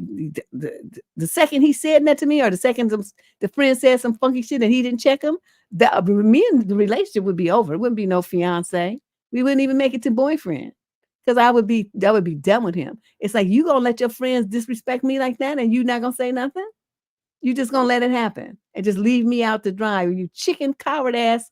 Okay, it would go really downhill from there. But basically, your boyfriend, by not speaking up, is co-signing. It means he's siding with his friend versus siding with you. Do you not understand the dynamic here? Them two have something going on there. His allegiance is to that dude. It ain't to you. So what you need to do is wake up and smell the green tea and get away from this food. Break it off with this boyfriend. Give him his ring back and tell him to go over there and be with the one he truly loves, which is his Asian 34-year-old male friend. That's what's going on here. Okay. That's his allegiance is over there. So when that's where their allegiance is, that's usually where their heart is. And you ladies need to understand that. With these guys that have that bros before hoes mentality, they're secretly on the down low, and they're in love with that dude and not with you. There should never be a reason for why your man, some man you sleeping with, call himself loving you, does not defend and protect you. If you find yourself being unprotected and defenseless against attacks, especially by his friends or family, and he doesn't do anything to intervene, that's the handwriting's on the wall right there. That person does not love you. That person loves others more than you. And so you wasting your time in that situation. The other thing is, if you had higher self-esteem, you could attack him back, but it doesn't sound like that's you. And I know culturally, that's the Asian way, to be polite and demure and, non-aggressive and stuff, more passive. But, ideally though, he started talking about what your, your face and stuff, and say, well, let's talk about your dick, your little Asian dick. Then let's talk about that. And let's talk about why you are so interested in attacking me. What, you gonna try to get with my man? But you secretly gay? You trying to keep it on the low? Let's just talk about this shit. Let's put it out on Front Street. Because the way you acting right now is like a little jealous bitch. That's the way you acting. See, stuff like that would come out of my mouth, and I would just read his ass. But see, I don't get that energy from you. Thanks, Mo. Yeah, I mean, there got to be something about his ass that he could be dragged about, and I sure would fucking find it. And I would talk about him like a dog. You wait till you got to say 3 things about me. I'm about to say 15 about you. But the main thing is just to call him a little bitch, because that's the way he's acting. Question number 16. This is a female in 26 to 34 age group from Renton, Washington. Summary of issue. Have you ever gotten a letter from someone who got bullied about a guy? Well, seeing as how I've been doing this show for decades, I don't remember. Probably. They might remember better than me. I don't know. Since I was young, girls would tell me off or ostracize me from their group because of a dude. Like, they would be talking about something and I would be supportive and they would refuse to include me in the conversation. It made me really confused my entire life until I got older and realized why. Someone yelled at me again years later over posting a song that I guess this person liked. Then a bunch of other people started to shame me over this guy and tell me to stay away from him. I don't understand why people would bully someone since they're a young girl over some guy that she has nothing to do with anyway. I left every time and never went back, so I guess it works for them. But why do this? Do they think I'm interfering in what they want this person to do? Because I'm not. I was just mistaken and thought they were interested in me and I was wrong. But that's fine. I mean, it happens and we move on. What a lot of these kind of women, what they fail to understand or take into account is this one point here.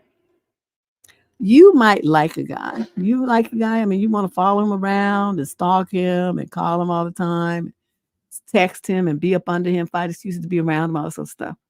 And you feel like because you have told your friends that you like this guy, that they should stay away from him and the other women should stay away from him because you like him. Let me explain something to you. That don't mean shit.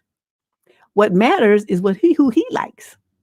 And if he's feeling somebody else, whether it be one of your friends or somebody at another school or somebody in another class or somebody, it doesn't matter. You might not know the woman, you might know the woman. It doesn't matter. if he likes that girl, then that's all that matters. And you could take your little feelings and stuff them up your ass because nobody cares. You don't get to control what other people do because you like somebody. So the only person who cares about your like is you. And I would tell women that all the time. And when I tried to pledge, I took this girl, she found this, I didn't even know this dude liked me, okay? And so, I mean, we talked to him. I mean, we had a class together and stuff, and we would talk occasionally, but I guess she liked this guy. She was like, the older, uh, one of the older sisters. She liked the guy, and I was clueless. I didn't know nothing about it. Didn't like him. Wasn't paying no attention to him. Nothing. Wasn't going out with him. Didn't have my phone number. Wasn't exchanging messages with him on AO. Nothing. Okay, then there was no involvement on my end from this dude. But she used to harass me all the time. But her fatal mistake was one day she went and she slapped me, and I drew back because I know my brothers taught me to box. I punched the fuck out that bitch, and she went flying. So that was the end of me being online. That's why I'm not in a sorority to this day. And that worked for me because, I feel like if you got somebody who's going to act like that and y'all going to let her act like that, then I'm good. I don't want to be a part of this organization. Oh, yeah, I knocked that bitch into, she went flying because that's when I was young and stupid. And so, yeah, and strong. And so, but I'm like, she slapped me. I mean, like, like for my head, like in the movies. And I was like, wait a minute. And come to find out that was why. Because this guy liked me and he didn't like her. And she was mad. So that's why I've had personal experience with this situation. I don't remember if anybody wrote me about it, but I've had personal experience with this. And I can tell you that the mentality that those girls have is just like this chick had. They feel like, because they like the dude that they have staked a claim in him or something, planted a flag of ownership, and that everybody else is supposed to stay away from him because they like him. And I'm thinking, shit. Yeah. You putting her hands on me. I'm like, you done lost your mind. You must have forgot. You obviously didn't understand who I am. We don't do that in San Francisco. We don't do that. So yeah, my family, we don't do that. Yeah, female relatives have been in jail for fighting people. So we not about that life. So we will hit you back. But yeah, that was wild. I'll never forgot that. I was like, wow. All this over a man who didn't even know that she existed. That was the amazing part. So let's move on. Female 22 to 27. This is question 17. She's from Rochester, New York. Summary of issue. My brother is seeing a much older woman for some nook, and I am confused on how to react. This woman is in her mid-50s. 2 days after my brother turned 18, she started sending him messages, inviting him to her house, and seduced him. He was sometimes going out and didn't tell us where, but I sneaked in his room when he was taking a bath, and I saw messages between them on his laptop. I told my mom, and she got angry, and told him that she was just using him, and that she is way too old for him. He seemed to feel a bit bad. My mom told her friend what her mom's been up to, and her daughter said it's their business since he's old enough to know what he's doing. What is your opinion? He's over 18. He's an adult. I mean, technically, in my mind, once it's still, when teen is still in their age, they're still like have a kid mentality. But as far as the law is concerned, they can enter contracts, they can get drafted, they can go into the armed services. You know what I mean? So he's like an autonomous adult. So there's nothing you can do about it. This is a choice that he is making. Because, he would have had to find his way over there. I mean, right? I mean, because she started sending messages, he could just tell her, get away from me, you old crow. But that's not what he did. He took his little happy ass over there and was, having his little fun. So, at this point of, his age, his nether regions are going to dictate his choices. So you and your mother need to just stay out of it. Just tell him. Well, I mean, and she's too old to get pregnant, so you don't have to worry about that. At least he ain't gonna be showing up with no baby. So I mean, just let him have his fun. Maybe he'll learn something. Maybe he won't end up being one of these dudes we talked about earlier, where the shit they laying down is just not happening. Maybe he'll learn something so that by the time he does get a girlfriend at his age and get married and stuff, he'll have a very happy woman in his bed. Let's look at it that way. Look at it as a good thing. He's like a protege, a trainee. Okay. But like, once they're over 18, there's really nothing you can do about it. So I know you and your mother's mad, but just get over it.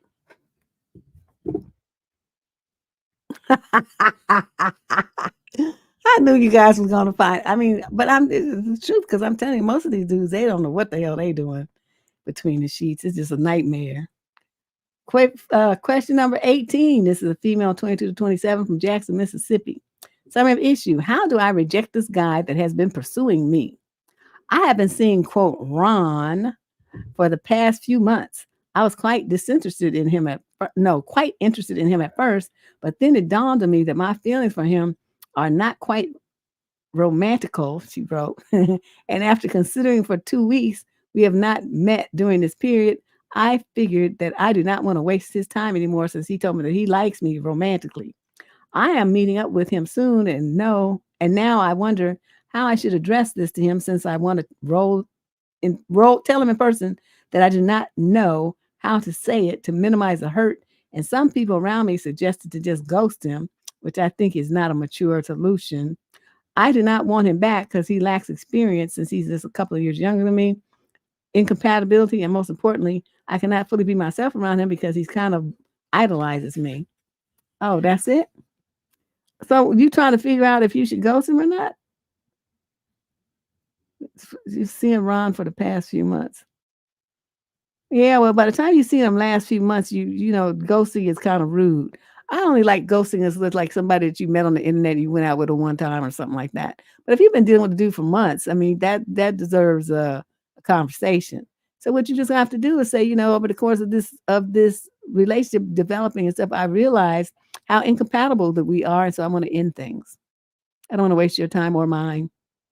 That's all you have to say. Why is this so hard? Oh, ghosting is a bomb if you just meet somebody. Like, that first one date, ghosting is appropriate. Talking to and don't want to talk to them no more, ghosting is appropriate. You don't want no explanation. You ain't their woman. You ain't her man. You don't have to tell them shit. Just disappear into the sunset. And anybody with any sense would know what that means. So I don't see the problem with it. Question number 19. This is a female in the 22 to 27 age group from Houston, Texas. Summary of issue. Have I been used? I started talking to this guy in December. Conversations were every day and nonstop. We went on our first date on Christmas Eve, and it was very romantic, and we clicked right away. On our second date, we had dinner and drinks. On the third date, I asked him around to my house. We ended up sleeping together. It was really special and felt as though we had a connection. He then left from work after I didn't hear from him all day.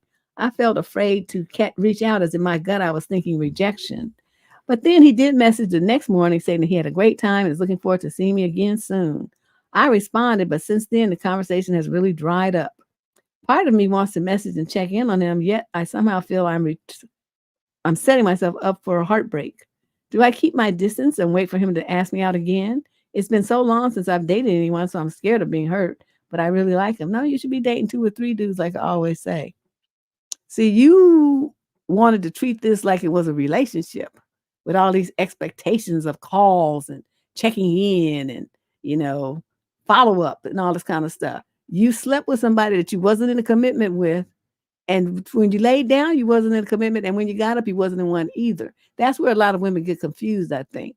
You think because you slept with a dude that now when you wake up in the morning that you guys are a couple, that it's, you together, that, shit changed and he's going to start responding to you different. Nope. You had a hookup.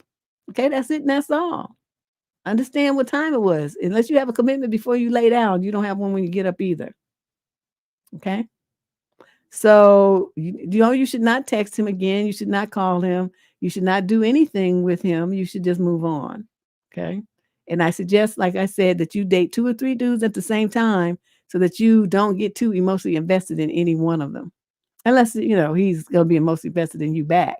Then you do. But just to sit there and, only focus on one dude at a time, I don't think that makes any sense. Yeah, I mean, these hookups, I just don't understand. I guess was my Hawaii thing a hookup? I guess it was, huh? That was a week-long hookup, though. That was a 7-day hookup.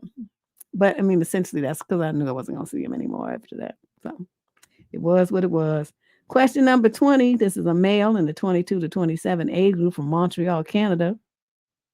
Summary of issue. Can you help me change my mindset because I think I'm being toxic? Well, chances are, if you think you are, you are. I need to ask this, but I can't ask someone in person because I'm scared of being judged. But I need advice. Oh, honey, you don't understand. We judge here like a motherfucker. That's what we do, huh, ladies? We judge you. We will judge you and accuse you, and we judge jury and executioner. That's what we do. I am a 24-year-old male, and I met this woman that is 26. Now, wait, not woman. He said girl. Girl. Okay, you 24s and you still calling women girls? Mm, okay. She's an amazing girl who is very caring and supportive. I have never been with anyone, and so I am a V. But the thing I'm thinking about is if I will regret going for someone older. In the recent years, so many men have been saying women's nucleic peak is in the 18 to 24 age group, or that women expire after 25, which I guess is wrong to think, but I don't know. Like at this age, I would date someone that is 20 to 22. Marriage with this 26-year-old female would mean that I would never get to experience that. I guess I do sound misogynistic and would like to change it. No, you just sound stupid, young and stupid. Dude, okay, first of all, examine why you feel like somebody in their mid-20s is a damn girl. Thank you. Southern Belle, they over there judging. He a dummy. He a serious dummy. Okay, you don't call women after their teens, they're not girls anymore, okay? And really, by the time they're say 18, 19, they're like young ladies, okay? Young women. All right, so that's the first fuck up right there. Then, so you met this girl, she's very caring and supportive and all the stuff you say, but because you're a V, you're overthinking it. And if you're going to regret being with someone who's 2 years older than you, no, most likely she's going to regret being with someone 2 years younger than her. That's what's going to happen because you stupid. And then you say, so many men have been saying women's peak is 18 to 24. No, women's nucleic peak is 40. And when you hit your 40s, it's on like Donkey Kong. It's like you just can't get enough. It just can't get enough. It's just ridiculous. It's just crazy. That's what the real truth is. Okay, so then women expire after 25, what, like a carton of eggs? Do you know how stupid this sounds? And the fact that you actually sit at your house and listen to the idiots online, most of who have never had a woman except in their imagination. Let's get that point straight across too. And you putting any stock into what they say is just fucking amazing to me.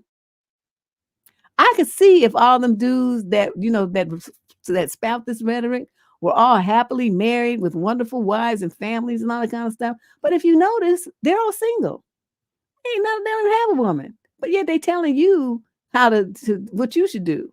And y'all stupid and you listen to them. What you need to do is go find you a man who's married and settled down and stuff and listen to him and see what did he do to get his woman to be happy and satisfied to stay with him for 20, 30 years. That's who you should need to mentor you, not these idiots. They're not going to do nothing but keep you single like they are because they're stupid. Some of them I really don't think really like women. I think they be on the DL to tell you the truth, but they just haven't admitted it yet. Because the stuff they say is just very sus. Okay, and you would like to date somebody at 20 to 22. Well, would she like to date you though? What is it about you? And you need to ask yourself this that makes you so stellar that some woman who's 20 to 22 would want to be with you instead of somebody at her own age. What you got to offer? I would never get to experience that. Wow. You just seriously overthinking this. I don't even know what to do with your letter. All I can tell you is you need to grow up. No matter what else, you need to grow up. Oh, you think he watching popcorn too? Oh, you might be right, DP. Question number 21. Let's move on from that man. He's a nut. Female in the 20 to 34 age group from Los Angeles. Summer issue. My boyfriend jokes about caning me.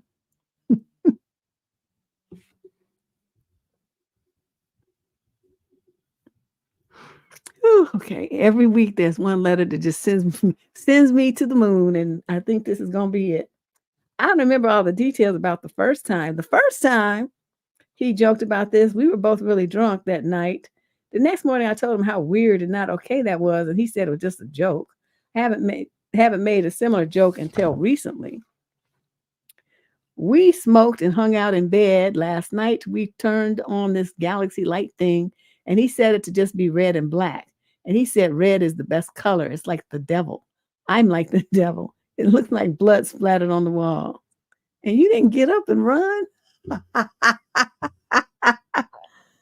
Oh, see, that's how you know she ain't black, because we would have been like, oh, hell to the no, out. Boop, I'm gone. Okay. I didn't say anything, and he probably picked up on how uncomfortable I felt and was quick to say, I don't really mean it, babe. Today we were leaving a breakfast spot, and I was still adjusting myself in the car at the stop sign, putting my purse, phone, and leftovers down so I could put on my seatbelt. His car was beeping me because I didn't hook my seatbelt, and he started driving through the stop sign and braked hard enough for me to fling myself forward. There were no other cars at the intersection, no reason to brake suddenly. I pointed that out. I didn't have my seatbelt on yet and could have gotten seriously hurt, to which he replied, well, you should put on your seatbelt then. Am I being paranoid? Is this behavior actually alarming? His actions and words, for the most part, shows he cares about me, but these sudden one-off comments are so strange. It's not strange. Your boyfriend is just sizing you up. I remember hearing this joke the other day where this woman owned a boa constrictor or some, kind of anaconda or something. She owned some giant snake, right? And she would let the snake had stopped eating, right? And so she takes the snake to the vet, and the doctor was like, well, why? She was worried because the snake wasn't eating. And so then the doctor says, well, does your snake sleep with you at night? And she said, well, yeah, it sleeps. And he said, well, is the snake stretching itself out to its full length? And she said, yes. I was like, how did you know? And he said that, well, what the snake is it's not eating because it's sizing up how much, what size it needs to be able to digest you. It's planning to eat you. And so that could stuck a thing with me, like beware of snakes. And this is the kind of thing, like this guy's sizing her up by these questions, by seeing, what she's going to tolerate and how far he can push the envelope. And she's just, he stretched out as a snake, seeing how he's going to be munching on her. I'm telling you, somebody's tell me something like that, I am out of there at the police station saying what he said so they could keep an eye on him. I was like, this dude is weird. I think he's gonna try to hurt somebody. It ain't gonna be me, but because I'm gone. But I want you all to be aware this is the kind of stuff he's saying and that he's thinking about. This dude is weird. There's something wrong with him. You So yeah, that's that thing about the snake that just like it sounds, the same, because he's still laying next to her, sizing her up just like that snake did. So yeah, I'm like, mm-mm. I'm the devil. It looks like blood better. By the time he said that, I would have been like, oh, look at the time. I've got to go and been out of there. And then go try to put you through the windshield at the stop sign and you still with him? Girl, what's wrong with you? Ooh, child. Question 22 of 25. We got 25 questions today. We're nearing the end of our wonderful show. This Saturday night thing. How you guys like Saturday night? I usually do, I don't know, Wednesday, Thursday, Friday. Yeah, I don't usually do shows on Saturday. My blog talk show used to be on Saturdays, but I don't usually be on YouTube on Saturdays. Sunday, yeah, but not Saturday. But I decided I want to stay in the bed tomorrow, so we're doing the show today. Question number 22. This is a young lady in the 20 to 34 age group from Atlanta. Some issue. I feel like my boyfriend is being shitty, but he doesn't realize that he is. How long do I put up with this until I break it off?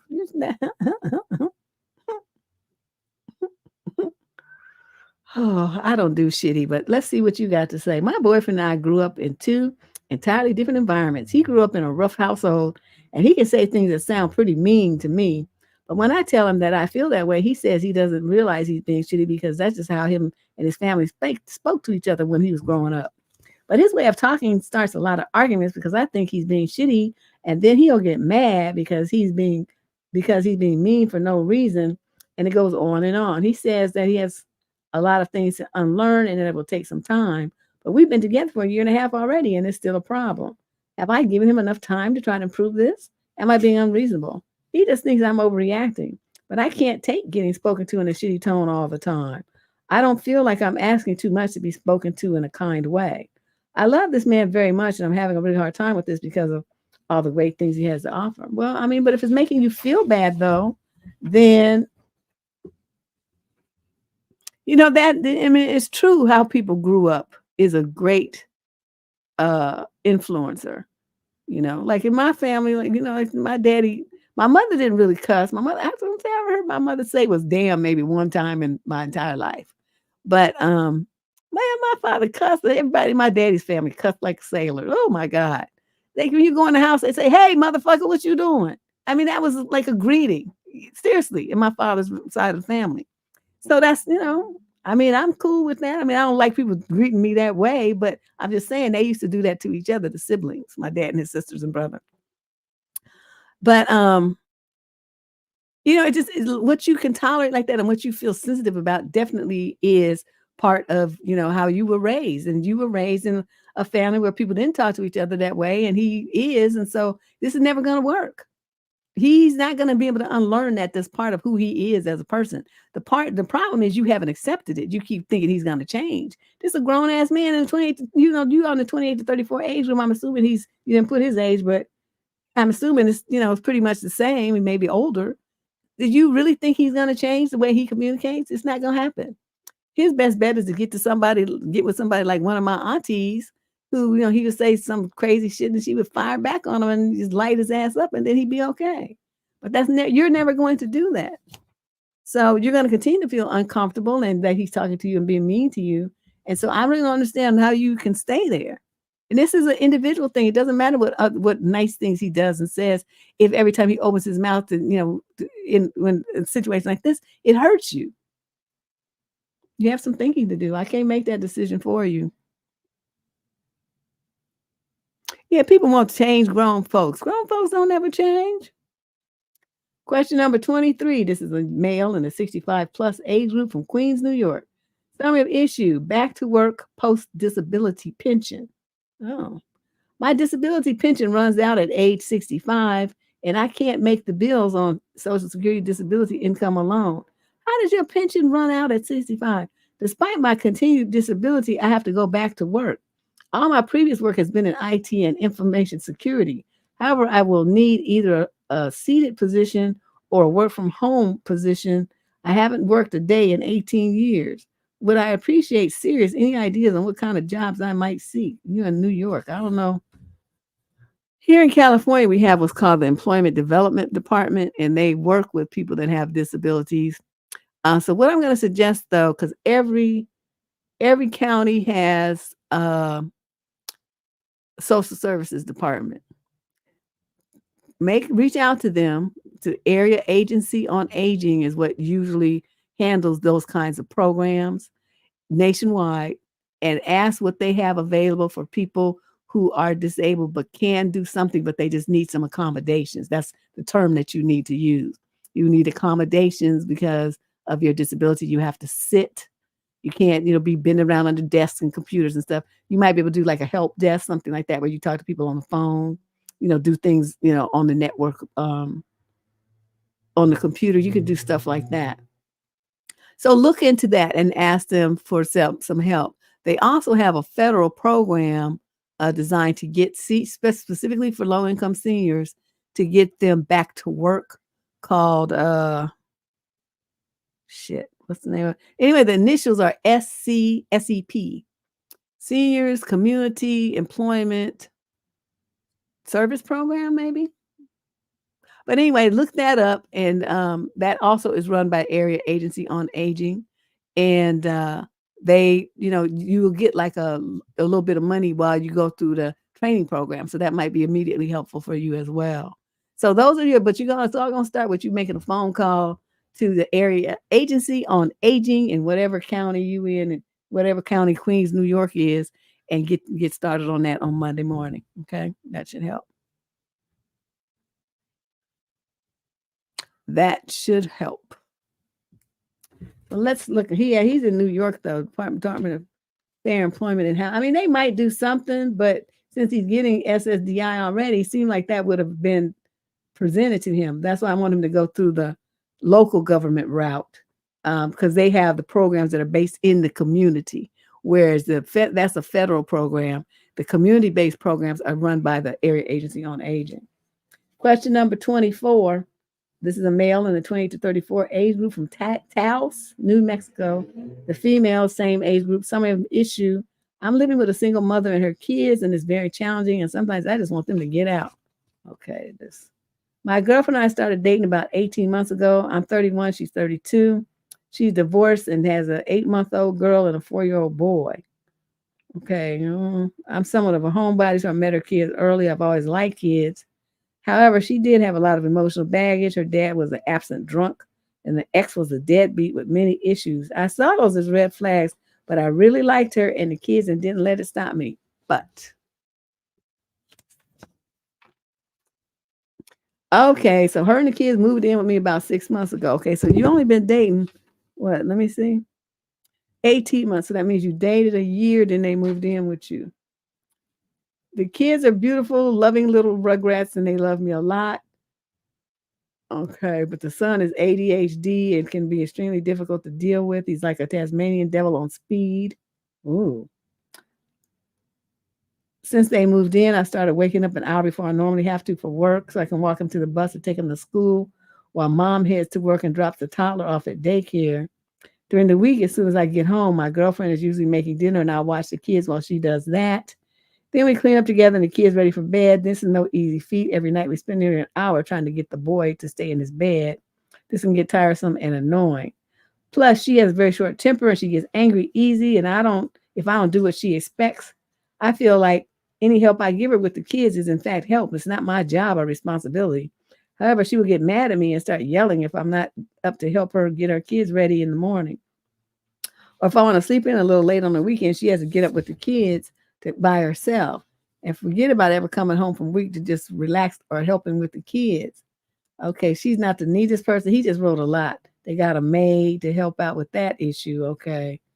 She loses her temper with the ADHD son and screams at him to stop whatever he's doing wrong, yet will criticize me if I do it.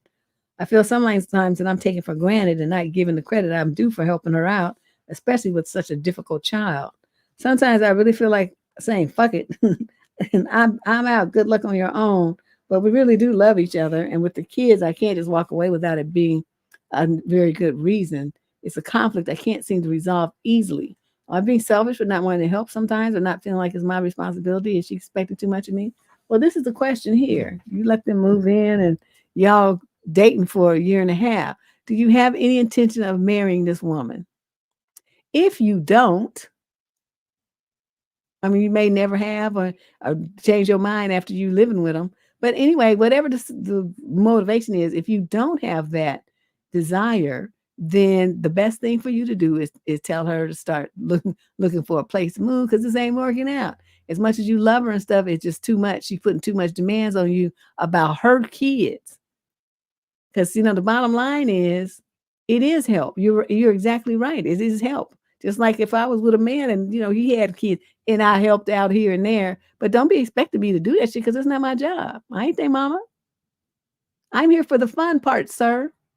And that's what part you need to remind her. I'm like, yeah, I like the coochie and everything, and it's fun being with them and playing with them and shit, but I don't want you putting all this demands on me to step up and act like I'm their daddy because I'm not. And I never will be. If, like I said, you never plan to marry her. You can add that on there too. So she, can reframe her expectations. Because I'm with you, it sounds like she's just, she's being a little bit too demanding instead of being grateful, like she's taking you for granted. The fact that you're going to be there to help her with her little rugrat ass kids. I don't know. You don't need to go to therapy. He just needs to just make a decision. That's what he's waffling because he's trying to feel guilty and be concerned about the kids. This is a decision. He's going to have to decide if his sanity and peace of mind is worth more than this relationship. For me, it would be an easy decision. It's like, bitch, get out. You and your bratty ass kids and your over the top expectations. Just all y'all get out. I'm going back to my peaceful single bachelor life pronto.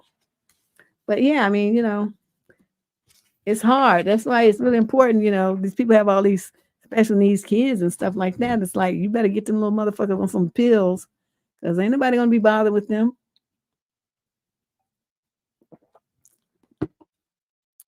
Can't do it. And the final question of the evening is question number 25. This is a female in the 22 to 27 age group from Richmond, Virginia. Summary of issue: need help, but my mother keeps getting fired. Oh boy. My mother has had employment issues since I was a child. It has caused us so many issues. Fast forward, I'm now in my 20s, about to graduate from university, and my mom has just gotten fired from a job that she's had for 3 weeks for, quote, dozing off. She believes that it was perfectly okay because she was on break. The worst thing is that she thinks she has done nothing wrong. It's always someone else's fault when she gets fired. I can't afford to move out. We are living off of her Social Security retirement and my 2 part-time jobs. We are living hand to mouth. At the end of each month, we have no money. We don't have any money for anything extra. I don't feel like I live a normal life. We haven't been on a vacation for years. I don't have any money to go to the salon, clothes. Oh, I'm sorry. Did I say male? This is a female. Okay. Salon, clothes, or to get my nails done, or even to go out for drinks or dinner with friends. So we basically only have money for rent, food, electricity, and internet. I am always stressed out because we do not have any money for emergencies. We have no savings either. Wow. Deb, I do not know how to improve our finances. I'll be working full time after I graduate this year, but then what? I feel like we'll have to support my mother for the rest of her life. No, you're going to call the social services and you're going to ask them for what kind of program they have that your mother can move into some kind of senior housing that's like a studio thing and to subsidize and shit, so she can pay it out of her Social Security and eat and live there by herself. That's what you're going to ask them. And then you're going to pack up her shit and you're going to move her into it. And then you're going to find yourself a little studio apartment. Once you graduate and you're going to get your job and stuff, you're going to find a little studio apartment or something place or rent a room in somebody's house. I mean, you don't need a lot when you first start out, but you're going to be away from her. And you're going to let her do her thing with her money. If she runs out of money, oh, well, better make it work. And then you do live your life, because the way that you are right now, you guys are she's just basically going to suck the life out of you with her irresponsibility. I mean, she's right. She could take a nap on her break, but you know what? Normally what people do is go like in their car, or they have a break room. Sometimes some companies really supply, like have bunk beds and stuff where people can take a nap. But usually people go take a little snooze in their car because it's private. And then they set the timer to wake them up, and then they go back, when it's time when break's over, they go back into work. So chances are that she got fired because she didn't wake up in time and she was asleep when she was supposed to be back at work. That's why she got fired. Not that she took a nap. They don't care about that if you're on your own time. But if you're on their time and you're sleeping with, then yes, you will get fired. So I think I'm right, and that's what happened in this situation.